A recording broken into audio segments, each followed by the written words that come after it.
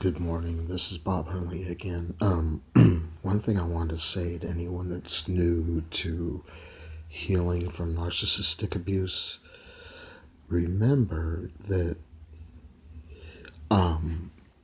you, because you are in trauma, or if you are in trauma, you are acting normally to very unusual circumstances or situations in your life from the narcissist. And so don't ever let the narcissist put the guilt thing on you. A lot of these things are very predictable because they kind of, narcissism, like I say, doesn't have a brain, so it kind of goes more by maybe like a genetic code or something. I don't know. But anyway, and I wanted to thank all the life coaches on here, even the ones, because I didn't know for a long time that the only way for my freedom is forgiveness. But that doesn't mean you have to hang out or love them, right? I mean, go back to them. You can forgive them at a distance. And people make such a big, like Emmett Fox says in Sermon on the Mount, that people make such a big boogie out of forgiveness when, like, you have to adore and love the person. No, you don't have to. You can forgive someone and not like them. Or if you're like me and do inventory, once you write the name in the first column, the second column, you realize it's not the person you don't like, it's what they did or didn't do, the actions that they take or fail to take. And the best thing that I think that's ever happened to me in my adult years was going no contact, because it was either that or a gun in my mouth. I mean, that's the hard true facts of it. So I went no contact, and then she hoovered out a week ago. She hoovered out, and this iPhone thing has a thing where I guess sometimes it takes messages and just automatically puts them in spam or something, because I had messages to pick him up. But as soon as I to pick up my son, and I was kind of ecstatic because I didn't even know. So then when I answered one saying, yeah, I'll pick him up, the whole 4-page wrath came again.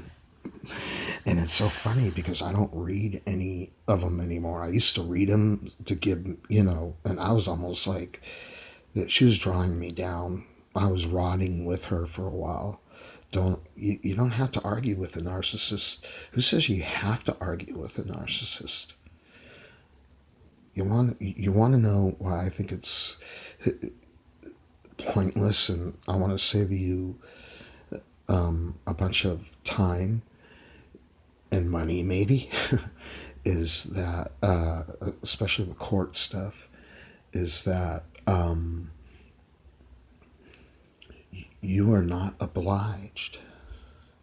They feel like they're like owners of you, but really what you do with yourself and your body or anything is none of anyone's business, especially the ex who's a narcissist. If they, my ex, one of my exes, who's one of my, one of the narcissists that I was with, we have a son together, and she uses him like a tool. She's so jealous of our relationship, and I was terrified to be a dad, and my son loved it. Because he goes, oh, I could, And yeah, he's got me wrapped around his pinky, but I structure him in a different way than his mom. But he's big now, and he threw a boombox, hit me right in the head. So I get the verbal abuse from the mother, and now the child is throwing the boombox and hitting me in the head. And he's special needs. And I will not do corporal punishment on special needs. I don't care what religion you are or cult or whatever. Don't tell me how to be a parent. That's another thing for you young millennials. Don't tell another person how to be a parent, or your expiration date from that person will be, But I'm also proud of this one narcissist who is recovering, and it just blows me away And I'm not going to talk to her anymore because I don't want to, if anyone could screw up a friendship sometimes, it could be a well-meaning thing I said in the wrong way. So, and I'm kind of terrified of narcissists at the same time that I'm mystified and turned on by them too. I can't help it, So, I don't know. Anyway, that's it. So, remember, new person, or even us middle timers or whatever, or new people, whatever. I don't like to put labels on things.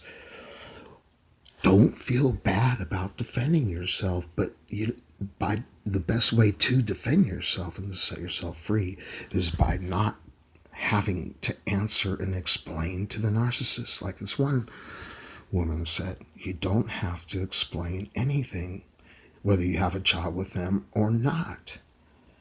And be your own lawyer.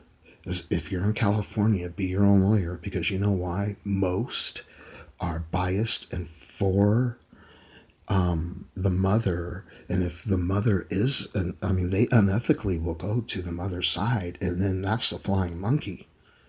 Oh, yeah. Here in California, well, at least here in the South Bay, here in the Redondo Beach area and all that, there's some real creepy type of lawyers, let's just say. And I reported a few to the bar to get my son back last time from parental alienation syndrome. Anyway, this is Bob Hunley. I want to thank this one blonde woman too, because I don't know her name or anything, and I got kind of peeved because she wears sunglasses sometimes, and she taught me the lesson of forgiveness. Because someone made a statement, and then I made a harsh statement, and she goes, well, I kind of wonder about you now. She wasn't wondering if I was a narcissist or not. She was wondering if I was healed or not, or how sick I am, probably. Or maybe, I don't know if I'm a narcissist. We all have it in us. There would be no buildings. There would be no roads. There would be no nothing if we didn't have our get up and go. Men, women. I like to be gender neutral. People who know me are laughing now. I want to be gender neutral with this. Narcissism doesn't discriminate. And remember, they hit their trauma too. But I don't know if you're supposed to have trauma with narcissism. If not, I think they just label you an asshole. I'm not sure. Anyway, sorry for the French, and have a good day unless you meet other plans. Bye.